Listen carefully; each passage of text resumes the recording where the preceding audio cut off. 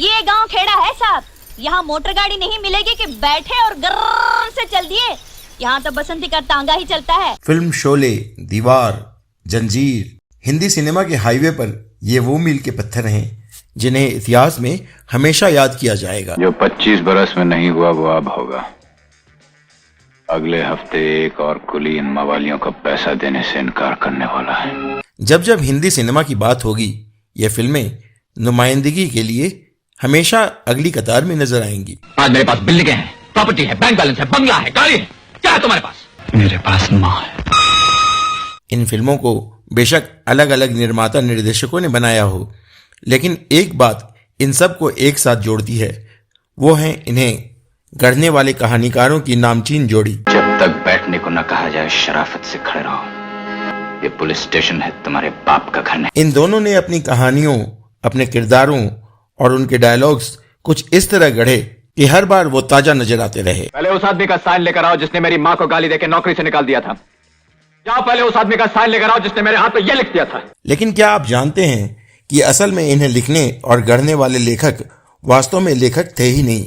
इनमें से एक एक्टर था तो दूसरा फिल्मों में क्लैपर बॉय। शेर खान आज का काम कल पर नहीं छोड़ता, अभी से सब कुछ बंद। मिला हाथ। क्या आप सोच सकते हैं कि जब दोनों की जोड़ी आपस में मिली तो उन्होंने फिल्म लेखन को वो पहचान दिलाई जो इस विधा को तब तक नहीं मिल पाई थी। डावर साहब, बहुत बरस पहले आप रेस खेलने जाया करते थे और हमेशा एक जगह गाड़ी रोककर अपने जूते पॉलिश करवाते थे। हाँ, क्यों? मैं आज भी फेंके हुए पैसे नहीं उठाता। और क्या आप यकीन करेंगे कि इन दोनों की जोड़ी जितनी हिट रही उतनी ही विवादित भी, क्योंकि इन पर व्यवस्था के खिलाफ लिखने और किसी खास धर्म के प्रति नैरेटिव गढ़ने तक के आरोप लगे। जिसने आज तक कभी तुम्हारे सामने हाथ नहीं जोड़े वो आज तुम्हारे सामने हाथ फैलाए खड़ा है। तो क्या था पूरा मामला और कैसे इन सुपरहिट मसाला फिल्मों के जरिए समाज में एक तरह की खाई तैयार हो गई। तुम लोग मुझे ढूंढ रहे हो और मैं तुम्हारा यहाँ इंतजार कर रहा हूँ। क्यों समाज के भीतर एक तरह का फॉल्स नैरेटिव सेट करने की कोशिश की गई और लोग सालों तक जिन किरदारों को सच्चाई, ईमानदारी और आदर्श का पुतला समझते रहे, उन्हीं के जरिए एक धर्म विशेष को खास तवज्जो देने की कोशिश की गई। क्या मतलब है 786 का? 786 का मतलब है बेटा बिस्मिल्लाह। शुरू करता हूँ अल्लाह के नाम से। क्या इन फिल्मों के माध्यम से एक धर्म विशेष को बेहतर और सुपीरियर रिलीजन के तौर पर पेश किया गया? क्या वास्तव में इनकी कहानियों के जरिए दूसरे धर्मों का न केवल मजाक उड़ाया गया बल्कि उन्हें छोटा दिखाने की सिलसिलेवार कोशिश भी की गई? क्योंकि ये कौन बोला? ये हम बोल रहे हैं। प्रभु, तुम? चमत्कार हो गया। आज हम खोलेंगे वो राज जिन्हें किसी फिल्म या किसी डॉक्यूमेंट्री में अब तक नहीं बताया गया है। जानेंगे और भी बहुत कुछ, बस बने रहिए हमारे साथ। दोस्तों नमस्कार, आप देख रहे हैं ड्रामा सीरीज भारत और मैं हूं धीरज। आज हम बात करेंगे हिंदी सिनेमा की उस बहुचर्चित जोड़ी की जिसने एक्शन और मसाला फिल्मों का इतिहास बदल कर रख दिया। जो डर गया समझो मर गया। यह जोड़ी थी सलीम खान और जावेद अख्तर की, जिसने अपनी कलम से कमाल का काम किया। मैं सच कह रहा हूँ शानी से, शराब में नहलाने से नकली हीरे असली नहीं हो जाते, जिस तरह गंगा में नहाने से गधे इंसान नहीं हो जाते। कहानी की शुरुआत करते हैं सलीम खान से। सलीम खान का जन्म ब्रिटिश भारत के इंदौर प्रांत में 24 नवंबर 1935 को हुआ था। उनके पिता ब्रिटिश पुलिस के अधिकारी थे। इंदौर में ही अपनी पढ़ाई पूरी करने के बाद एक फिल्मकार के बुलावे पर वो मुंबई चले गए। 1960 के दशक में वो बतौर अभिनेता फिल्म इंडस्ट्री में काम करते रहे और उन्होंने अपना नाम प्रिंस सलीम रखा। ये नहीं, तू उठ ही नहीं सकता, बड़ा मजबूत गेंद है वो। अच्छा, जरा देखूं तो इसकी मजबूती। Thank you. सलीम खान के पुरखे अफगानिस्तान से आए थे, इसीलिए उनका रंग तो गोरा था लेकिन चेहरे पर एक विदेशी छाप थी और यही कारण था कि भारतीय दर्शक उनसे कनेक्ट नहीं हो पाए और वो फिल्मों में फ्लॉप साबित हुए। कामनी जल्दी से तैयार हो जाओ, आगरा चलेंगे, वहीं ताजमहल की छांव में शादी करेंगे, वहीं हनीमून मनाएंगे और वहीं से एक दिन पेरिस चले जाएंगे, किसी को कानो कान खबर तक नहीं होगी। बात करें जावेद अख्तर की, तो वो वैसे तो मशहूर शायर व गीतकार जान निसार अख्तर के बेटे थे, लेकिन वो फिल्मों में प्रोडक्शन असिस्टेंट का ही काम करते थे। वो 1945 की 17 जनवरी को ग्वालियर में जन्मे थे और सलीम खान से लगभग 10 साल छोटे थे। जावेद की पढ़ाई लिखाई लखनऊ और ग्वालियर में हुई और उन्हें उर्दू व हिंदी पर अच्छी पकड़ थी। 1966 में निर्देशक SM सागर एक फिल्म बना रहे थे, सरहदी लुटेरा। इस फिल्म में सलीम खान की भी एक भूमिका थी और जावेद इसमें क्लैपर बॉय थे। दोनों की दोस्ती की शुरुआत इसी फिल्म से हुई। सलीम खान ने 1960 के दशक के अंत में लेखक व निर्देशक अबरार अलवी के अधीन पटकथा लेखन में सहायक का काम भी शुरू कर दिया और उधर जावेद अख्तर ने कैफी आजमी के सहायक के तौर पर। अलवी और आजमी पड़ोसी थे, जिसके कारण सलीम और जावेद भी रोजाना मिलने लगे। दोनों ने मिलकर पटकथा लेखन की शुरुआत की और पहली फिल्म मिली SM सागर की अधिकार। पन्ने खां भोपाली कहाँ चले गए थे? भोपाल चले गए थे भाई मियाँ शिकार खेलने। बैठो बैठो, क्या शिकार किया? हिरन उरन मारे खूब? छोटे जानवर पर तो बंदूक नहीं उड़ते भाई मियाँ, और इस मर्तबा तो ऐसा जुगादरी चीता मारा। आप देखोगे तो उछल पड़ोगे। इन लेखकों से पहले पटकथा लेखन को कोई खास तवज्जो नहीं दी जाती थी और तो और उन्हें फिल्म में कोई क्रेडिट भी नहीं दिया जाता था। कहते हैं राजेश खन्ना ने अपना बंगला खरीदने के लिए देवर फिल्म्स की हाथी मेरे साथी साइन तो कर ली, लेकिन फिल्म में अपने किरदार से संतुष्ट नहीं थे। यह फिल्म दक्षिण भारत की तमिल फिल्म देलवा चयाल की रीमेक थी, जिसमें मुख्य किरदार हाथी था। सो उन्होंने सलीम जावेद को पटकथा लिखने की जिम्मेदारी दी और कहा कि अगर वो हीरो के कैरेक्टर को मुख्य भूमिका में ले आएंगे तो उनके मेहनताने के अलावे वो क्रेडिट भी दिलवाएंगे। दोनों ने स्क्रिप्ट को सुधारने में जी जान लगा दी, लेकिन राजेश खन्ना उन्हें पोस्टर पर तो क्रेडिट नहीं दिलवा पाए, कास्टिंग में भी सिर्फ एक जगह स्क्रीन प्ले लिखने वाले के तौर पर उनका नाम आया। कहते हैं जब वो राजेश खन्ना से इसकी शिकायत करने पहुंचे तो उन्होंने दोनों से मिलने से भी इनकार कर दिया। माना जाता है कि तभी से सलीम जावेद ने राजेश खन्ना की बजाय अमिताभ को अपनी कहानियों में खड़ा किया और अपना बदला व क्रेडिट दोनों लिया। तुम्हारे उसूल, तुम्हारे आदर्श किस काम के हैं? तुम्हारे उसूल, तुम्हारे सारे उसूलों को गूंद कर एक वक्त की रोटी नहीं बनाई जा सकती रवि। बहरहाल उनकी लिखी फिल्में सुपरहिट होने लगी और वो उस दौर के सबसे महंगे स्क्रिप्ट राइटर बन गए। पुलिस कमिंग, बुढ़िया गोइंग जेल, इन जेल, बुढ़िया चक्की पीसिंग। लेकिन हाल ही में कुछ लेखकों और विचारकों ने सलीम जावेद की जोड़ी को न सिर्फ धार्मिक एजेंडा चलाने वाला करार दिया, बल्कि उन पर हिंदू चरित्रों, देवी देवताओं और मंदिरों का अपमान करने का भी आरोप लगाया है। वो औरत जो जिंदगी भर जलती रही लेकिन तुम्हारे मंदिर में दीप जलाती रही, वो औरत आज जिंदगी और मौत की सरहद पर खड़ी है और ये तुम्हारी हार है। इंडियन सिक्योरिटी रिसर्च ग्रुप यानी ISRG के संस्थापक और पूर्व रा अधिकारी MK सूद ने इस एजेंडे पर कई आलेख लिखे हैं। उन्होंने अपने रिसर्च को मीडिया के जरिए सामने लाने की भी कोशिश की है। श्री सूद का कहना है कि कहने को तो सलीम जावेद की जोड़ी ने अपनी कलम से दर्शकों के मनोरंजन का खूब साधन जमा किया, लेकिन साथ ही दर्शकों के दिलों में समाज के एक वर्ग के लिए नफरत की वो दीवार खड़ी की जो आज भी कायम है। मैं अपनी लाइफ में पहली बार मंदिर आई हूँ। हमारे यहाँ मंदिर जाने का सिस्टम ही नहीं है। एक के बाद एक फिल्म के जरिए सिलसिलेवार ढंग से उन्होंने अपनी कलम के जरिए जो फॉल्स नैरेटिव तैयार किया, सारा जमाना उसे ही सच मानने लगा। आज पूछूंगा खुदा से, मुझे 2-4 बेटे और क्यों नहीं दिए इस गांव पर शहीद होने के लिए। NK सूद बताते हैं कि पटकथा लेखकों की इस सुपरहिट जोड़ी ने 1970 से 1982 के दरमियान करीब 2 दर्जन पटकथाएं लिखी। इनमें से ज्यादातर क्राइम थ्रिलर थीं, जिनमें दिखाया गया कि किस तरह ताकतवर और पूंजीपति कमजोर वर्ग का शोषण करता है और किस तरह संघर्ष के जरिए कमजोर अपने अधिकार को हासिल कर लेता है। पाओगे तो हर वक्त हर जगह मैं उन्हें काट के रख दूंगा। ताकतवर के जुल्म और कमजोरों के संघर्ष के बीच इन कहानियों में अक्सर एक मसीहा भी होता है जो हमेशा कमजोरों की मदद करता है। आंसू पहुंच डालो बेटे, उस कमीने राजन ने आपकी इज्जत पर हाथ डाला है, हम खून पी जाएंगे उसका। ISRG की रिपोर्ट में दावा किया गया है कि सलीम जावेद की कलम से निकलने वाली हर कहानी में जुर्म करने वाला हमेशा हिंदू ही होता है और मुसलमान किरदार हमेशा सकारात्मक भूमिका में है, फिर चाहे वह जुल्म का शिकार हो या फिर मजलूमों का मददगार फरिश्ता। अच्छा, अब्दुल को इतना हरकत समझता है क्या? अरे तुम्हारा भाई मरा ना, अपन को लगा कि अपना कोई सगे वाला मरा है। सलीम जावेद की इस जोड़ी ने यह सिलसिला शुरू किया 1971 में रिलीज हुई अपनी पहली फिल्मी पटकथा से, जिस पर बनी फिल्म का नाम था अधिकार। निर्देशक SM सागर की इस फिल्म में शिकारी बने खान भोपाली का किरदार कुछ ऐसा ही था। क्यों मियां, कहाँ जा रहे हो? अपने कमीनेपन का इनाम तो लेते जाओ।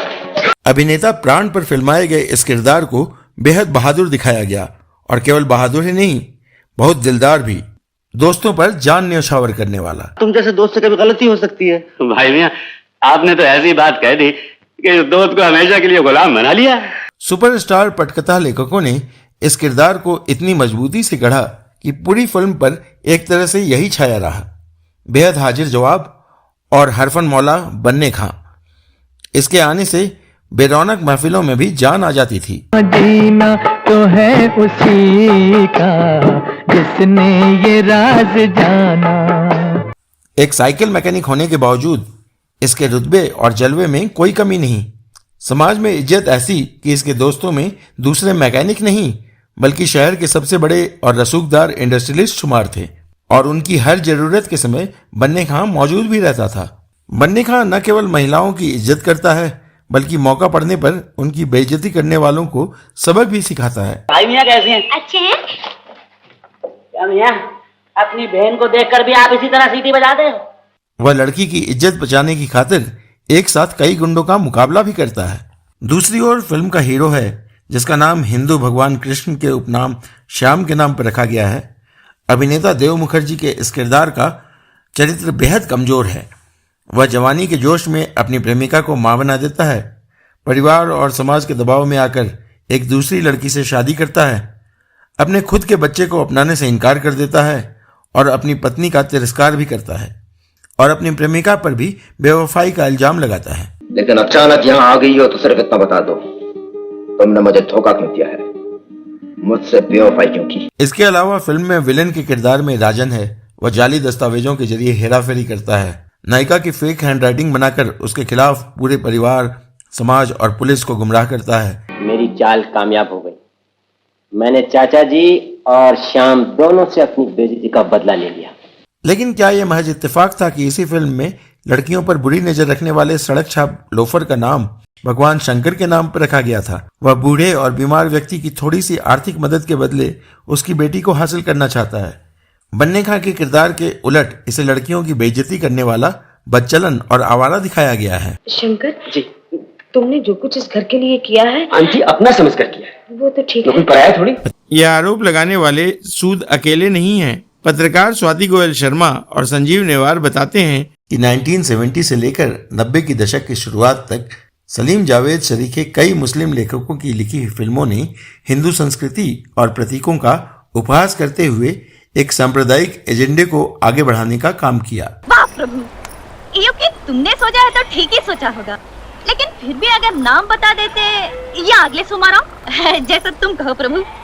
घर का नाम है वीरू। सलीम जावेद की कहानी पर बनी फिल्म जंजीर में भी कुछ ऐसा ही देखने को मिलता रहा। 1973 में आई निर्माता निर्देशक प्रकाश मेहरा की फिल्म जंजीर हिंदी सिनेमा की सुपरस्टार बिग बी के नाम से मशहूर अमिताभ बच्चन के करियर को रफ्तार देने वाली इस सुपरहिट फिल्म में भी कहानी ही नहीं, किरदारों के जरिए भी नैरेटिव सेट किया गया। ऊपर वाले। इस बार फिल्म के मुस्लिम किरदार शेर खान पर कहानीकारों की कलम इस कदर मेहरबान हुई कि गैरकानूनी अड्डा चलाने और तमाम गैरकानूनी धंधे करने वाले इस शख्स के प्रति दर्शकों में सहानुभूति पैदा कर दी। अल्लाह का शुक्र है। वालेकुम सलाम। नौजवानों को जुए और नशे के चंगुल में धकेलने वाला यह किरदार खुद इन बुराइयों से पूरी तरह दूर रहता है। वह ईमान का पक्का, भरोसेमंद और बेहद ईमानदार व दोस्ती के लिए जान न्यौछावर करने वाला है। शेर खान उसूलों का भी बेहद पक्का है और यह बेईमानी का धंधा भी बेहद ईमानदारी से करता है। खुलेआम गैरकानूनी काम करने के बावजूद उसे पुलिस का रत्ती भर भी खौफ नहीं है। इस इलाके में नए आए हो साहब, वरना शेर खां को कौन नहीं जानता। वहीं दूसरी ओर फिल्म का विलेन है जिसका नाम है सेठ धर्मदयाल। हामिद अली खान उर्फ अजीत पर फिल्माया गया यह किरदार फिल्म में उच्च वर्ग का हिंदू है। यह नकली दवाओं से लेकर जहरीली शराब का धंधा करता है, कमजोरों को अपना शिकार बनाता है, हत्याएं करता है और जो भी इसके रास्ते में आता है उसे खरीद लेता है। जो बिकने को तैयार नहीं उन्हें मौत के घाट उतार देता है या मरवा देता है। निजी जिंदगी में भी यह बेहद अयाश है। कुल मिलाकर इस किरदार में एक भी ऐसी बात नहीं है कि दर्शकों से सिवाय नफरत के इसे कुछ भी हासिल हो सके। तुम्हारी पुलिस की नौकरी तो चली गई, तुम मेरे साथ क्यों नहीं आ जाते? ये वादा रहा, मैं तुम्हारी जिंदगी बना दूंगा। और ये मेरा वादा रहा कि मैं तुम्हारी जिंदगी मिटा दूंगा। पत्रकार सनबीर सिंह रनहोत्रा के अनुसार वास्तव में दीवार फिल्म में सलीम जावेद के इस्लामिक प्रचार कारखाने के सभी तत्व शामिल हैं। नास्तिक होने के बावजूद विजय के बैच का नंबर 786 है, जिसमें उसका विश्वास मजबूत करने के लिए रहीम चाचा नाम का एक बुजुर्ग किरदार है जो विजय को बताता है कि 786 नंबर मुसलमानों के लिए बहुत पवित्र है। ठीक उसी तरह जैसे ओम वो सलाह देता है कि इसे हमेशा अपने पास रखना। 786 हम लोगों में इसे बहुत मुबारक समझते हैं, जैसे होता है ना वो ओम, वैसे ये 786। विजय के दुश्मन उस पर गोली चलाते हैं, लेकिन इसी 786 नंबर वाले बिल्ले के वजह से वह उनका निशाना बनने से बच जाता है। विजय खुद अपने मुंह से बताता भी है कि उसे बचाने वाला कोई और नहीं, यही 786 नंबर है। फिल्म में विजय के किरदार को पूरी तरह से नास्तिक दिखाया गया है। उसके दिल में हिंदू देवी देवताओं और परंपराओं, विशेष तौर से भगवान शिव के लिए एक गहरी नफरत है, लेकिन 786 नंबर जैसे इस्लामिक प्रतीक में उसकी गहरी आस्था दिखाई गई है। फिल्म में दिखाया गया है कि भगवान शिव लोगों के जीवन में दुख और दर्द का कारण है। वह अपने भक्तों की परवाह नहीं करते, उनकी पुकार का उन पर कोई असर नहीं होता। विजय रोज मंदिर तो जाता है, लेकिन अपनी नफरत की वजह से भगवान के सामने नहीं खड़ा होता। वो औरत जो जिंदगी भर जलती रही लेकिन तुम्हारे मंदिर में दीप जलाती रही, वो औरत आज जिंदगी और मौत की सरहद पर खड़ी है और ये तुम्हारी हार है। विजय के रूप में अमिताभ बच्चन को भगवान शिव की मूर्ति के आगे खड़ा होकर शिकायत करते हुए भी दिखाया गया है। सलीम जावेद की कलम से लिखा गया यह उनका डायलॉग बच्चे बच्चे की जुबान पर चढ़ गया था। आज खुश तो बहुत हो गया था, जिसने आज तक कभी तुम्हारे सामने हाथ नहीं जोड़े वो आज तुम्हारे सामने हाथ फैलाए खड़ा है। विजय को फिल्म के अंत में गोली लगती है और वह भी भगवान शिव के मंदिर में ही, जहां उनकी मां हर रोज प्रार्थना करने जाती है। यह गोली भी उसे तभी लगती है जब 786 नंबर वाला उसका बिल्ला उससे अलग हो जाता है। इस फिल्म में सारी नकारात्मक भूमिकाओं वाले चरित्र केवल और केवल हिंदू ही थे, चाहे वह इंडस्ट्रियलिस्ट बिजनेसमैन हो जिसने विजय के पिता को उससे अलग होने पर मजबूर किया, या फिर वो जिसने विजय के हाथ पर बचपन में गुदवा दिया था मेरा बाप चोर है। विजय की मां पर बुरी नजर रखने वाला सुपरवाइजर भी हिंदू ही है और मजदूरों से हफ्ता वसूली करने वाला सेठ सामंत भी हिंदू है। विचारक और लेखक योगेश शर्मा लिखते हैं कि सलीम जावेद और उन जैसे कई पटकथा लेखकों की कहानियों में एक मुस्लिम चरित्र का महान होना और हिंदुओं का उपहास एक सामान्य बात है। इसके अलावा धोखेबाज, पाखंडी और अत्याचारी हमेशा हिंदू चरित्र ही होते रहे। केवल यही नहीं, सलीम जावेद की इस जोड़ी ने हिंदुओं को तरह तरह से समाज के लिए घातक तरीके से पेश किया। उनकी कलम ने हिंदू दुकानदारों को हमेशा बेईमान, जमाखोर, सूदखोर और कम तोलने वाला बताया। मंदिर का पुजारी भी अक्सर पाखंडी होता है। इन्हें हमेशा ऐसे किरदारों के रूप में पेश किया गया जिन्हें दर्शकों की नफरत ही मिली। पटकथा लेखकों की इस जोड़ी ने हमेशा ऐसे किरदार ही गढ़े जिनमें मजलूमों और कमजोरों पर जुल्म करने वाला और लड़कियों व महिलाओं की इज्जत लूटने वाला हमेशा ठाकुर बिरादरी से ताल्लुक रखता है। शोले फिल्म का खूंखार दरिंदा और बेरहम डाकू गब्बर सिंह भी इसका जीता जागता उदाहरण है। जो डर गया समझो मर गया। बेहद कामयाब और दर्शकों के बीच खासी लोकप्रिय हुई यह हिंदी फिल्म इतिहास में मील का पत्थर साबित हुई। इस सुपरहिट ब्लॉकबस्टर फिल्म में भी विलन गब्बर सिंह एक हिंदू है जो गरीब और कमजोर गांव वालों पर जुल्म करता है और उन्हें लूटता है। जब बच्चा रात को रोता है तो माँ कहती है बेटे सो जा, सो जा नहीं तो गब्बर सिंह आ जाएगा। ऐसे किरदार जो केवल मजाक के पात्र बने वो भी केवल हिंदू ही थे। 1975 में आई रमेश सिप्पी की निर्देशन वाली इस फिल्म में एक तरफ हिंदू आस्था के प्रतीकों को हल्के तरीके से पेश किया गया, वहीं मस्जिद के इमाम को गांव के सबसे समझदार बुजुर्ग के तौर पर भी पेश किया गया, जो सभी को अपनी नेक नसीहत देते हैं। इस किरदार का अपने खुदा में इतना भरोसा है कि बेटे की मौत पर भी वह अपनी नमाज मिस नहीं करता। मजे की बात तो यह है कि कहानी में मस्जिद भी है और उसका मौलवी भी, लेकिन सिवाय उसके कोई दूसरा किरदार मुस्लिम नहीं है। दुनिया का सबसे बड़ा बोझ क्या होता है? बाप के कंधों पर बेटे का जनाजा। पूर्व रॉ अधिकारी एनके सूद बताते हैं कि फिल्म शोले में मस्जिद को तो बेहद पवित्र दिखाया गया, लेकिन मंदिर को लड़की छेड़ने का अड्डा बनाकर पेश किया गया। हमने तुम्हारे लिए वर ढूंढ लिया है कन्या। एक ही सोमवार में ढूंढ लिया, वाह प्रभु। इसके अलावा होली के त्योहार को भी आवारागर्दी और छेड़छाड़ का अवसर बनाकर ही पेश किया गया। गोरी तेरे रंग जैसा थोड़ा सा मैं रंग बना। सलीम जावेद की जोड़ी उस दौर में उभर कर सामने आई जब माया नगरी मुंबई पर अंडरवर्ल्ड का साया मंडरा रहा था। एनके सूद साहब बताते हैं कि डॉन और माफिया संगठनों का प्रभाव बेहद अधिक था और इनमें से ज्यादातर मुसलमान थे। उस दौर में माया नगरी मुंबई पर जिन 5 अंडरवर्ल्ड सरगनाओं की हुकूमत चलती थी उनमें से 4 मुस्लिम थे। फिल्म प्रोड्यूसर से नहीं, पूरी इंडस्ट्री पर इनका दखल अच्छा खासा था। इन माफिया डॉन ने अपने काले धन को ठिकाने लगाने के लिए भी फिल्मों का खूब इस्तेमाल किया, लिहाजा फिल्मों की कहानियों में इनके हिसाब से ही एक धर्म विशेष को चमकाया गया। दोनों कहानीकारों की कहानियों का ही प्रभाव था कि अमिताभ के तौर पर एक एंग्री यंग मैन के किरदार का जन्म हुआ, जिसके मन में गुस्सा भरा था। यह गुस्सा व्यवस्था के खिलाफ ही नहीं, धर्म और आस्था के खिलाफ भी था। बहुत खुश हो गए तुम, बहुत खुश हो गए कि आज मैं आ गया। फिल्म समीक्षकों का दावा है कि दर्शक इन किरदारों का अनुसरण करते हुए अपने ही धर्म और संस्कृति से दूर निकल गए और इससे समाज को वो क्षति पहुंची है जिसकी भरपाई करने में एक अरसा लग जाएगा। बाद में जावेद अख्तर और सलीम खान दोनों अलग हो गए और अपने अपने रास्ते चलने लगे। हालांकि 1983 से 2006 तक जावेद अख्तर ने 14 और फिल्मों की स्क्रिप्ट लिखी, लेकिन यह संयोग ही कहा जा सकता है कि उनकी किसी फिल्म में एक भी मुस्लिम किरदार को नेगेटिव रोल में नहीं दिखाया गया। हालांकि दर्शकों और फिल्म पत्रकारों के एक बड़े वर्ग का मानना है कि सलीम जावेद की जोड़ी ने फिल्म लेखन के क्षेत्र में न सिर्फ सराहनीय काम किया, बल्कि लेखकों की प्रतिष्ठा को भी स्थापित करने में उनका अहम योगदान रहा है। सलीम जावेद की फिल्मों के बारे में आपकी क्या राय है, यह कमेंट के तौर पर अवश्य लिखें। अगर आप इस जोड़ी के बारे में कुछ और जानकारी देना चाहते हैं तो वह भी कमेंट करके बताएं। तो अब दीजिए अपने दोस्त और होस्ट धीरज को इजाजत। नमस्कार।